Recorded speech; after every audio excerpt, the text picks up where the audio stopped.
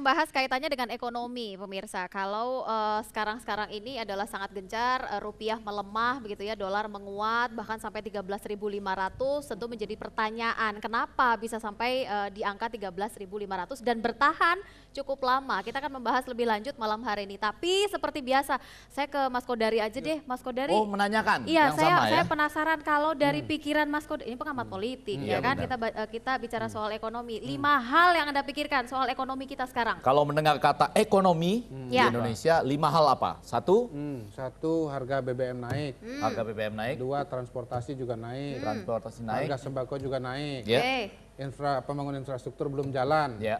Yang kelima, birokrasi macet. Oh, Dia benar. Serius ya? serius dan pesimis nadanya Dan ya. pesimis. Untung kita nggak pakai nada tendensius itu Ya, tadi yang ya. sekali ini nada enggak ya, nada. karena kita sudah dimulai dengan pesimis, jangan pakai Iya. sumbangan tadi. Iya. Iwel. Pak Iwel? 5 hal yang ada di benak Anda ketika mendengar kata ekonomi. Ancaman PHK, Oh, iya. Wih. tabungan menipis, Terancam kayaknya ya. Sudah mulai Lu nada-nada aja kali. mulai terancam ini. Terus? Oke, 3 3, 4, dan 5 sama semuanya. apa itu? Kantong terancam tipis. Oh iya. Pokoknya semua tipis lah. Kalau Dadan saya sudah tahu 5 halnya apa yang akan Coba, disampaikan. Honor tidak terbayar, 1. Yang kedua, honor belum Coba. tersampaikan. Coba Dadan, 5 hal yang ada di pikiran Anda begitu mendengar kata ekonomi. Labil. Oh, galau. Enggak cuma ABG yang labil ya. Terus? Galau. Wow. Baper. Hah? Baper. Baper. Ya. Jadi kebawa perasaan gitu. Oh, baper. Bawa perasaan. Perasaan. Nah, terus? 4. Keempat, biasanya kalau yang awalannya Eko ini suka lucu-lucu gitu. Oh iya. Eko Patrio lucu. Oh, iya. Lucu Eko berarti. DJ Sri Mulat lucu. Iya. Ekonomi juga bikin lucu ya. Terakhir yang kelima. Kalau ngedengar kata ekonomi itu pelajaran sekolah. Boleh.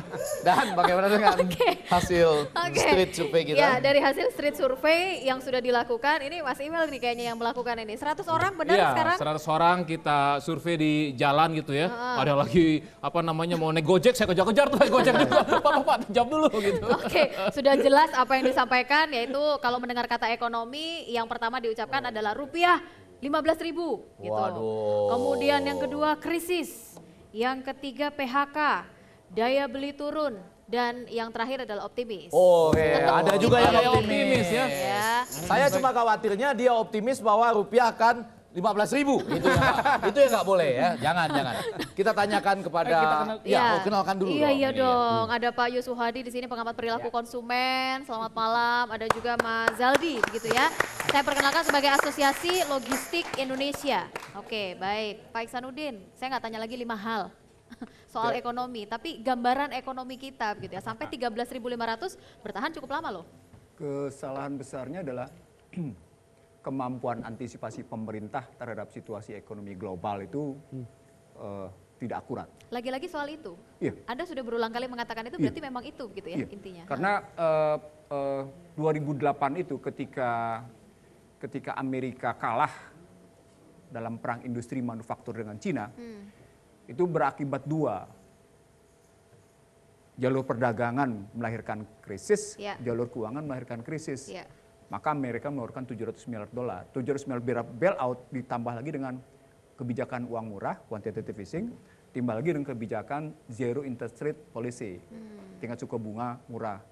Nah itu berkepanjangan sampai dengan 2011, maka muncul istilah currency war. Sesungguhnya currency war itu sudah terjadi. Nah kalau currency war sudah terjadi, itu sudah disebut sejak awal bahwa ketika Anda main-main dalam perang nilai tukar, itu krisis global di depan mata. Sudah kelihatan padahal ya. Dan itu saya ngomong kemana-mana sejak 2009, bahkan sejak akhir 2008 gitu. Sayang orang baru sadar sekarang. Nah, pada konstruksi Indonesia, ketika kita menyerahkan nilai tukar menurut pasar, menurut hukum penawaran permintaan, dan itu sudah terjadi sejak Juli 97, dibenarkan lewat Undang-Undang 2499, sesungguhnya kita sama juga dengan menyerahkan leher kekuatan pemodal.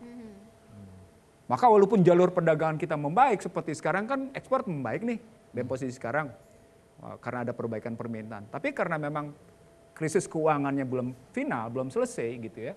dan Federal Reserve masih bermain-main dalam tataran ingin memperkuat pemulihan ekonomi, maka Indonesia tetap terancam. Kenapa terancam? Gitu kan posisinya.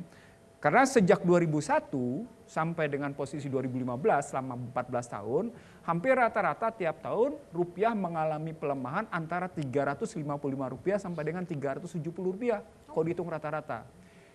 14 Agustus 2001, itu nilai tukar 8.467. Terus Kalau yang kita itu ambil terjadi, sekarang 13.467 kan berarti sisinya 5.000. 5.000 bagi aja 14. Itu bergerak antara Rp355 sampai dengan Rp370. Kalau dipresentasikan itu berarti terjadi pelemahan antara 4 sampai dengan 6% per tahun.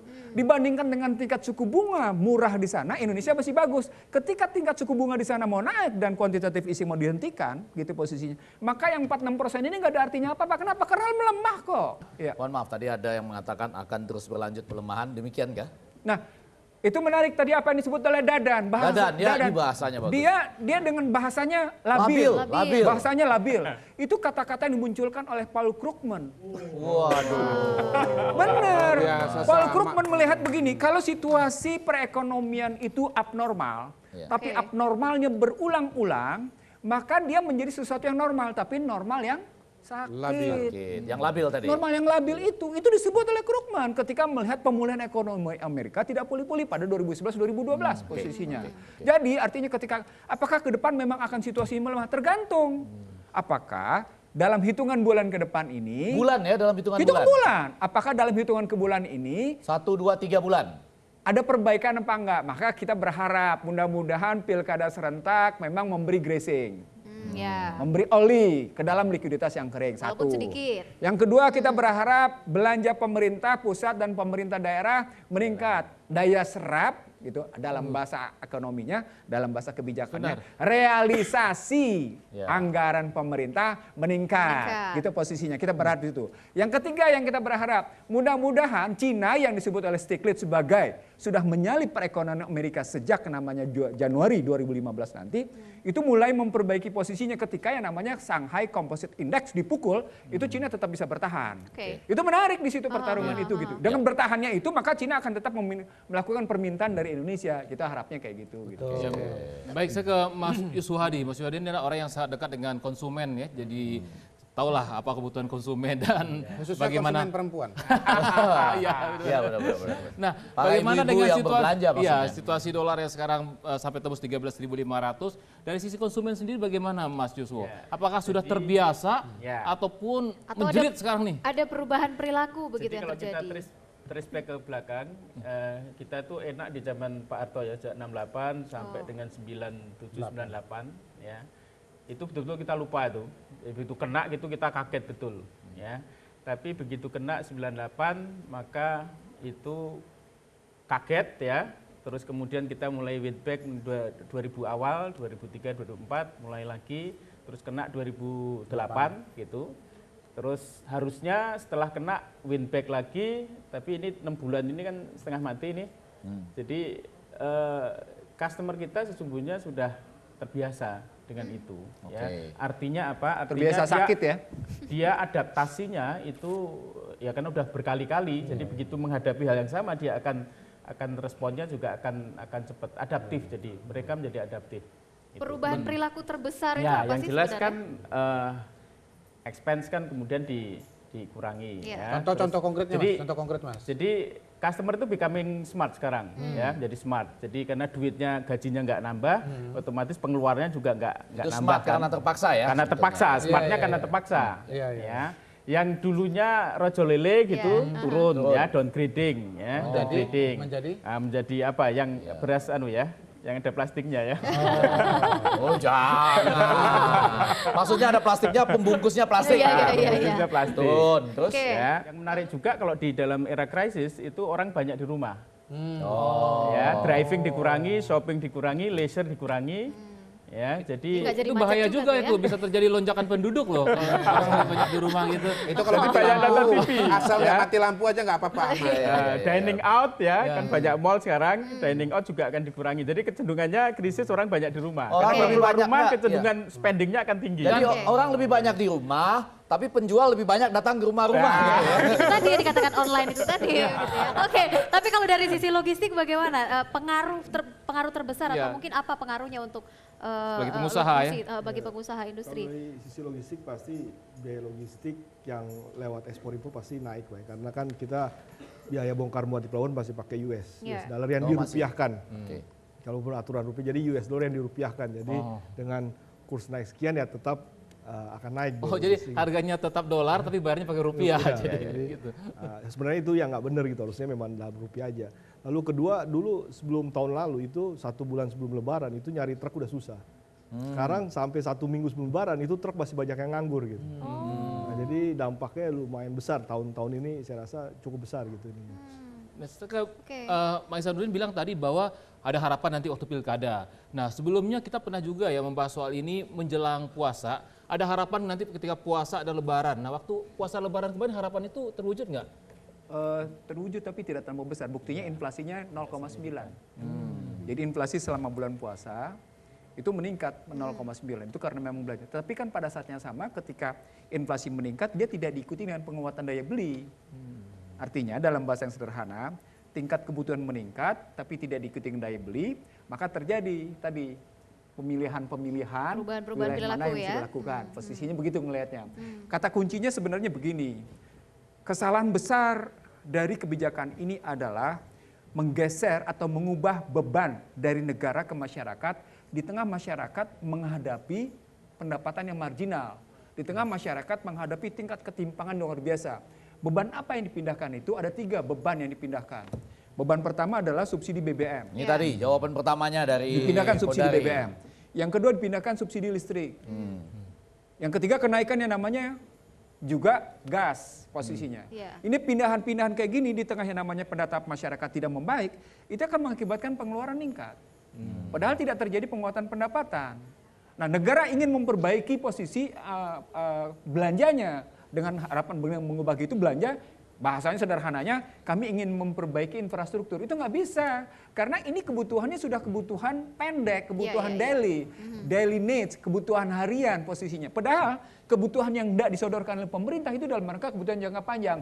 Lalu orang berargumentasi, iya kita harus dia dulu sakit. Sakit yang bagaimana yang harus kita terima dalam rangka mengatasi situasi seperti sekarang. Ini yang tidak dihitung, gitu loh ngelihatnya. Tergantung loh, tapi orang sudah terbiasa sakit. Nah, itu yang saya bilang. Sudah terbiasa menyesuaikan diri dengan tingkat kesakitan yang ada. Itu yang saya bilang sesungguhnya bukan terbiasa sesungguhnya. Tapi dipaksa untuk biasa. Kalau orang sudah terbiasa sakit, itu artinya kita berhadapan dengan sistem yang sakit. Tapi kalau dia dari Mas Yuswo tadi itu orang Sebentar, Iya, sebentar. Yang penjelasan tadi logikanya begini. Sesungguhnya di era Soeharto terjadi devaluasi hampir setiap 1357 devaluasi. Devaluasi itu menyesuaikan nilai tukar, itu yang orang lupa. Soeharto dalam posisi melakukan nilai tukar yang asal muasalnya di peak, lalu kemudian ditetapkan berapa, lalu kemudian terjadi managed floating, mengambang dikendalikan. Itu kan hampir 1 tahun terjadi devaluasi, atau 3 tahun terjadi devaluasi, atau 5 tahun terjadi devaluasi, atau 7 tahun terjadi devaluasi. 67 ke 68 1 tahun, 68 ke 73 5 tahun, 73 berikutnya ke 5 tahun 83, 83 ke 86, 86 ke 91. Itu devaluasi semua. Nilai rupiahnya makin jatuh. Kalau dalam grafik itu di era Soeharto itu begini gambarannya. Tapi sejak 14 Juli bukan 98, 97. Sejak 14 Juli 1997 itu grafiknya nggak begini lagi. Grafiknya sudah begini. Ketika grafik ini begini, dimainkan posisi begini, itu yang membuat masyarakat sakit seperti apa? Sakit yang kemudian memang harga dirinya nggak ada. Makanya Anda disebut bangsa Indon. Jadi ada relasi sesungguhnya bagaimana rupiah kita dipukul dan diperdagangkan tanpa ada harga apa-apa. Itu masalahnya Saya di mau situ ke Kodari. posisinya. Kan pernah diajak makan siang nih sama Pak Presiden. Setelah mendengar ini semua, kalau diajak makan siang lagi sama Pak Presiden, mau bilang apa ke Pak Presiden? Saya akan pertama mengusulkan Menteri Keuangan namanya Ihsanuddin Nursi. Iya. Iya. Biar hitung-hitungannya pas gitu Yang kedua tolong dipikirkan bagaimana caranya supaya spending government itu diperbesar dan bisa direalisasikan. Ini kan Presiden ingin mengatakan kita perbaiki mazhab pembangunan kita, paradigma pembangunan kita. Yang kedua nanti ekonomi akan tumbuh karena ada proyek-proyek pemerintah. Tapi pada hari ini kan para pejabat, para birokrat semua ketakutan Iya. untuk menjadi pimpinan proyek. Oke. Kuasa pengguna anggaran. Betul. Jadi menurut saya perlu suatu action yang spesial pada hari ini yang memungkinkan para pimpinan proyek itu berani mengambil tugas ini tanpa rasa ketakutan yang luar biasa. Suatu ironi yang luar biasa ketika mantan dirut PLN yang namanya Nur Pamuji itu yang pernah diberikan Bung Hatta Award sebagai tokoh anti korupsi, pada hari ini karena kebijakannya menjadi TSK. Oke. Nah, kalau seperti Nur Pamuji saja dibegitukan, saya kira tidak akan ada birokrasi yang berani untuk melaksanakan amanat atau tugas menjadi pimpinan proyek. Jadi pemerintah itu punya duit, duitnya tidak akan turun ke bawah. Akhirnya yang menolong bukan proyek pemerintah tapi pilkada. Oke. Mungkin Jalan sebelum- keluar ini Iya. setuju nggak? Saya rasa memang saya rasa cukup make sense gitu ya, bahwa keluarnya kita kan perlu uang turun kan, tapi sebenarnya kan dari pemerintah masa tiap tahun ekonomi kita dibantu dari Itu akan mati spending. kelaparan. Ya ku